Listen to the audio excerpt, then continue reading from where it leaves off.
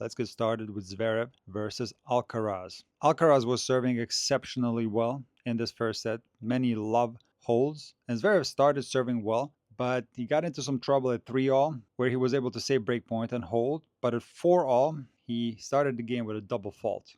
And a possible tactic from Zverev through the entirety of this match could have been to hit the second serve much harder, because we're going to later discuss that he was ripping some second serves in the fifth set. But nevertheless, with this strategy, that makes a lot of sense. There were going to be more double faults, but in this particular game, they were taking place at a very unfortunate time. He found himself down 30-40 and delivered another double fault and gave Alcaraz the break, who served out this first set to love, winning it 6-4. In the first game of the second set, Alcaraz had the third consecutive return game where he had break point, but in this particular instance, he hit a poor lob. Zverev was able to hold, and then over the next couple of service games, Zverev did get into a serve rhythm and was serving a lot better. Zverev up 3-2 gets the break, holds serve, he's up 5-2. Alcaraz holds, and now Zverev finds himself serving for the set at 5-3.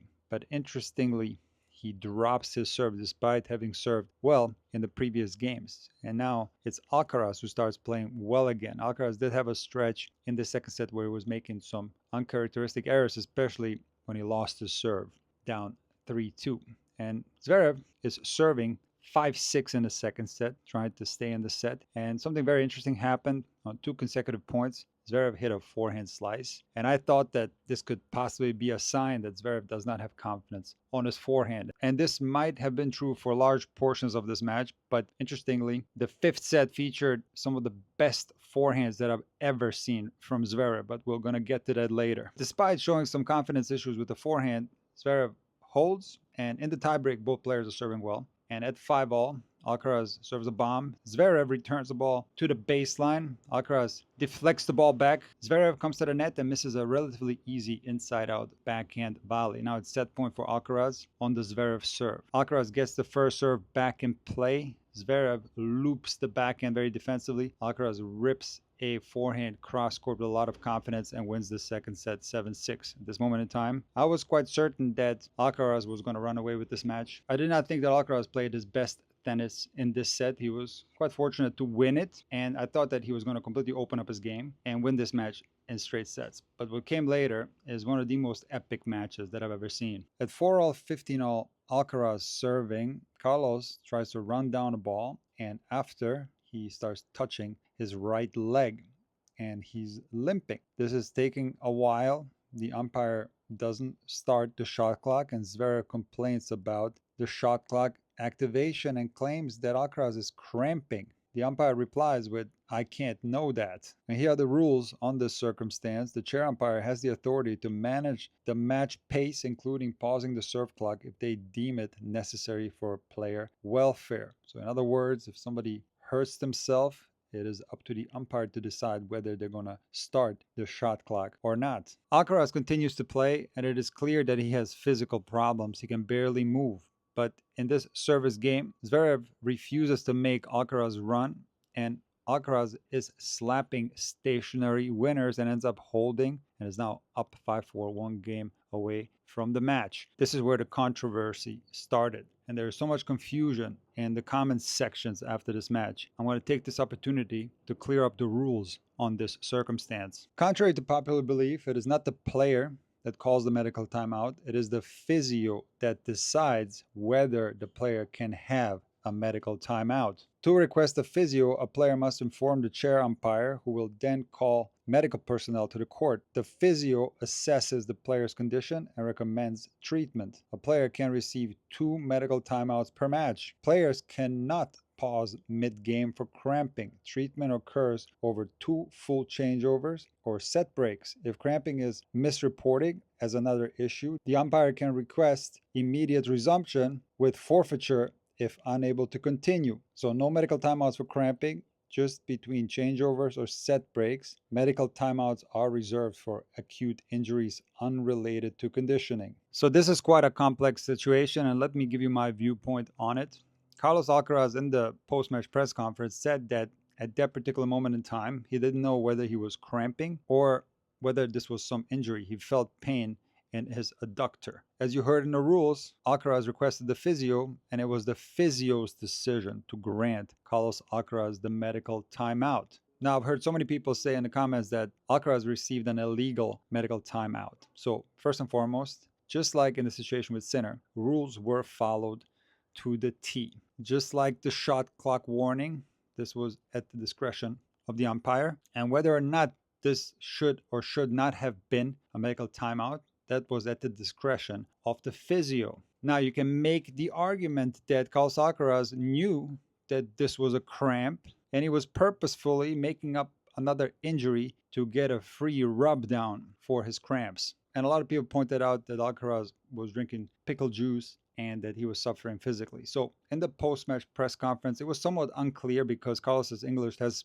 improved tremendously, but it's still a work in progress. And I'm not sure whether he said that he actually felt cramps in this match or not, but he for sure said that at that moment in time, he wasn't sure whether this was a cramp or an injury. One person that was sure that this was not an injury and a cramp was Zverev, who started complaining in German that Carlos Alcaraz should not be getting a medical timeout for cramps, which is correct, but the assumption that Carlos Alcaraz had cramps is unfounded. And even if you're a doctor, you probably wouldn't diagnose from far away. And I certainly can't distinguish at that moment in time whether that movement from Carlos after that 15-all point was a cramp or an injury. I have absolutely no idea.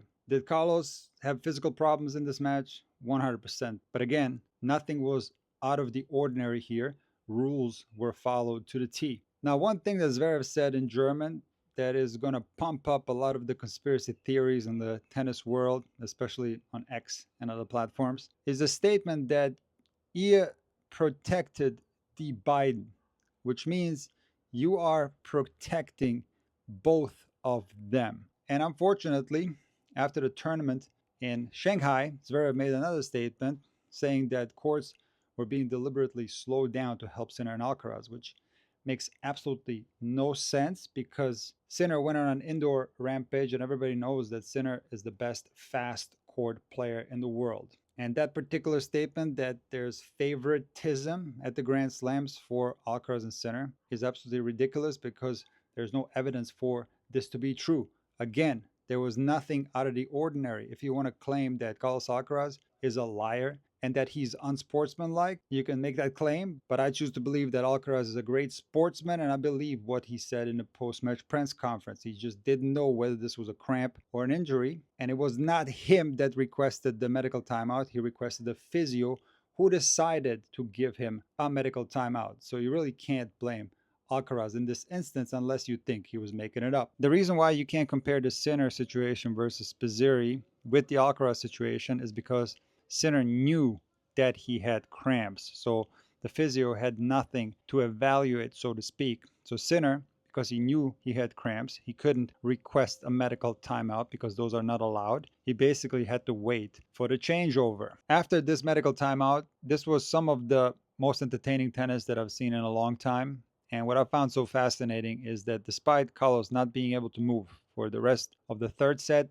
and all the way to the middle of the fourth set, he was still holding serve miraculously. He was slapping winners without moving. And Zverev was playing very solid tennis, but one thing I will say is that he was being maybe a little bit too cautious not to make a mistake, and he was hitting a lot of central balls. He wasn't making Alcaraz run. So at the end of the day, I think one mistake that Zverev made in this phenomenal match that he played is that he didn't win that fourth set and the third set actually quickly enough, because I think at the end of the day that would have given him more energy towards the end of the match. And also some of those physical issues might have lingered into the fifth set for Alcaraz. So the fact that Alcaraz was able to hold serve through the entirety of the third set after the injury timeout and the fourth set gave him a lot of time so that his body could recover, because in the middle of the fourth set, Alcaraz slowly started to move better, and towards the end of that fourth set, which he lost in a tiebreak 7-4, he was close to his normal level.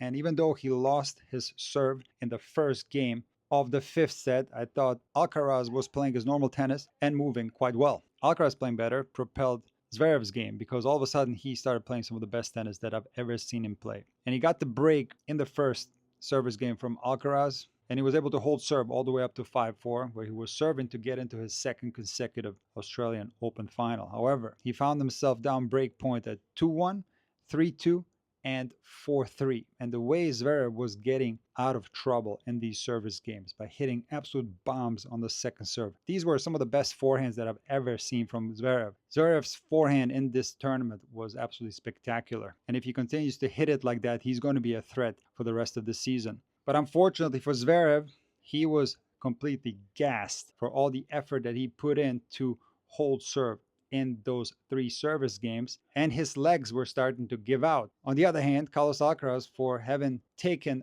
a set and a half off, he was as fresh as a daisy, and he seemed unbelievably fit deep in that fifth set. And finally, after being 0-5 on break points in the fifth set, Alcaraz was able to break a tired Zverev, even the score at 5-all. He held serve. Zverev was serving to stay in the match at 6-5. And even though Alcaraz was spraying some forehands here and there during this fifth set at some important moments, such as break point up when he was up match point on the Zverev serve. Zverev hit an absolute bomb out wide. Alcaraz returned it back and played short. Zverev came in with the two-handed backhand approach shot down the line, and Alcaraz hit one of his trademark down the line forehand passing shots and won this match, might I say miraculously, 7-5 in the fifth. All right, let's discuss Sinner versus Djokovic. Novak started this match very shaky. Sinner held the first game, Djokovic serving at 1-0. Hits one of these weird forehands that Novak sometimes hits where he loses balance. He wasn't moving his feet. It's as if his feet were stuck. And he gets down love 15 and ends up losing serve. Sinner holds and it's 3-love. And I thought that this was going to be one of these matches from Novak where he can't find a way to get into the sets. Something similar to what happened at the US Open versus Alcaraz. Now, my thought process was the following. I knew that Novak can improve his level, and I was sure that he wasn't going to play as poorly as he did against Musetti. I was expecting a tight match. I did predict that Sinner was going to win in straights, but I did predict some tight sets because I thought that Novak was going to raise his level tremendously. And did he ever? In the very next game, I thought that Novak played himself into the match. He had a very difficult service game that he was able to hold. It went over deuce a couple of times. But once he got the hold here, even though Sinner continued to hold for the rest of the set and won it 6-3, I felt that that fourth game helped Novak to get into the match and he started playing a lot better. The second set was so interesting to me because Sinner showcased why he is the best returner on the ATP Tour right now, but Djokovic also showcased why he is the most clutch player in the history of tennis. So Novak is playing a lot better, and he manages to get the break on Sinner's serve at 2-1. But serving up 3-1, Novak goes down love 40 and is able to get out of this game. Serving at 4-2, Novak is again facing break point, but the next sequence of serves is something that I've talked about in many of my previous videos, and Novak has improved his serve tremendously. And what's so impressive about his serve is that he finds aces and service winners when he needs them the most.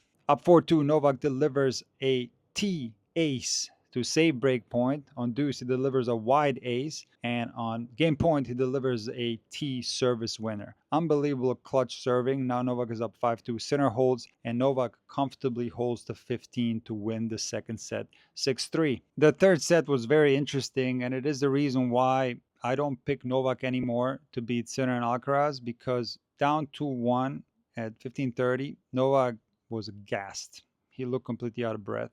And then later on in that game, he started going down to his knees, and you can see that he was physically struggling. And in the past, for example, at Roland Garros or the US Open, not only in the Alcaraz loss, but also in some of the other matches that Novak has played at the US Open, you can see that Novak didn't seem to have the lungs anymore. And this is one of the reasons why I stopped picking him to beat Sinner and Alcaraz in Grand Slam tournaments, because over a best of 5 match, I just didn't think that Novak had enough in the tank. And even Novak himself said after the US Open that he exhausts himself too much in these tournaments, and by the time he gets into the semis, he has nothing left in the tank. So at this moment in the match, the beginning of the third set, I thought that Novak Djokovic was in a tremendous amount of trouble. So Novak tried really hard in this third set. Sinner was playing well. He did hold not only that game at 2-1, but he held serve all the way to serving 4-5 to stay in the set, but Sinner played an exceptional return game. Now, the surprising thing about this fourth set was that Novak Djokovic was being tested physically, and there were a lot of long rallies. Sinner gave himself chances to break the Djokovic serve. For example, the 4-3 game, Djokovic serving, Sinner failed to convert 2 break points. And even the game where Novak was serving for the fourth set of 5-4, this was a very brutal game that featured a lot of tough rallies. And Novak was able to survive this set and hold serve through the entirety of it by being tested physically and, even more importantly, by not allowing Sinner to overpower him. It appeared to me that, especially in the Sinner matches prior to this one, Sinner was able to overpower Novak. But this was absolutely not the case in this match. First and foremost, Novak Djokovic was physically there in this fourth set. Going into the fifth, I wasn't worried at all for Novak to have physical problems. And as far as Sinner overpowering Novak, I actually think that it was Novak who was overpowering Sinner in many rallies in these first four sets. The interesting thing about the Novak forehand is that it's underrated. I made a video 3 years ago where I proclaimed that Novak Djokovic has the greatest forehand in the history of tennis. And some of my reasoning was that Novak Djokovic for sure has the most consistent and the most versatile forehand. He can hit it very controlled, and he can also hit it unbelievably fast. His forehand might not be as stylistic as Federer's. It might not be as heavy as Rafa's. But if you gave me a choice to pick a forehand, if I had a passing shot, a match point down, I would pick Novak's. And no disrespect to Rafa and Roger. Now, the interesting thing is that in comparison to the Sinner forehand, a lot of people believe that Sinner has the most powerful ground strokes on the ATP Tour. And Sinner is the best baseline player on the ATP Tour. There's absolutely no doubt about it. The stats prove it.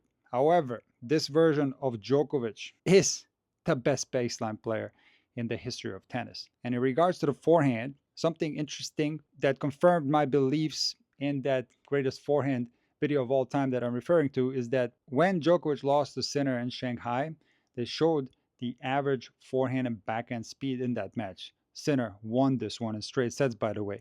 But interestingly, Novak was hitting his forehand harder on average compared to Sinner, and it was Sinner's backhand that was on average faster than Novak's forehand. And I don't have the data for this particular match at the Australian Open, but it was my impression that Novak was hitting his forehand harder than Jannik Sinner, and it was making very few mistakes, even from very defensive positions. So again, Novak Djokovic has one of the most underrated forehands in the history of tennis, and in my opinion, is the best forehand of all time. There's only one word that you can use to describe the fifth set, and that is clutch. Novak Djokovic overall was able to save 16 out of 18 break points, and he saved 8 break points in the fifth set. I'm not going to go through each break point of this fifth set, but let me just tell you about my favorite ones. And the first sequence of break point save that was so incredible in this fifth set came at 2-1 Sinner, 15-40 on Djokovic's serve, where he hit a backhand down the line winner at 15-40 and then a forehand down the line winner at 30-40. Djokovic was able to get the break at 3-all, and serving at 4-3, Djokovic is down love 40. And you know what's going to happen. Djokovic is going to win the game. Again, down love 40. He's going to hold serve, go up 5-3. Sinner holds. Djokovic is serving at 5-4 and ends up serving out this match, winning it 6-4 in the fifth. I got to tell you, this was one of the most impressive performances that I've ever seen. And while Novak Djokovic never said this publicly, I always wondered what would be the reason for Novak Djokovic to keep playing if he believed that he couldn't beat Sinner and Alcaraz. And I always thought that this made absolutely no sense. Novak Djokovic has to have the belief that he can beat those guys, otherwise he would be off the tour already. And I do think that it's very valid what Djokovic said at the US Open. When he plays a lot of sets going into the semifinals, he gets gassed out. He's exhausted. Too much tennis and the battery is empty. This was also the case at Roland Garros, not so much at Wimbledon because he got hurt in the match against Cobolli in the quarterfinals. But what happened in this tournament is that Novak Djokovic got a walkover in the fourth round, and he did not play a good match against Musetti, but he was only out there for 2 sets. So he came into the semifinal with the tank full. So I do think that this circumstance helped Novak tremendously. But it's not all about Novak's endurance. The way he played was on par with Sinner. I did not see any discrepancy in level. And I do have to admit that at the US Open, at Wimbledon, and at Roland Garros, there was a discrepancy in level because Novak Djokovic lost in straight sets. But I knew after that second set, just by Novak's body language, that he was in this match with the real chance to win it. It didn't have the same feel as the other matches. And this leads me to the next thing I want to talk about. And that is the disrespect that the big three receive on a consistent basis. And I've been hearing this through the whole year. I've heard it after Roland Garros. I've heard it after Wimbledon, and I've heard it after the US Open. And that is that Sinner and Alcaraz would absolutely blow any member of the big three off the court, and they have played tennis that's never been seen before, and they're the best players in the history of tennis. And that is so unbelievably disrespectful, not only to the big three, but it's actually disrespectful to Sinner and Alcaraz because they never claimed this. Sinner and Alcaraz have the utmost respect for the big three. And the fact that Novak Djokovic at 38 and a half years old was able to beat a prime Sinner, someone who was two-time defending champion, someone that went on a rampage prior to coming into this tournament, someone that hasn't lost a match on the ATP Tour since the US Open, someone that made 5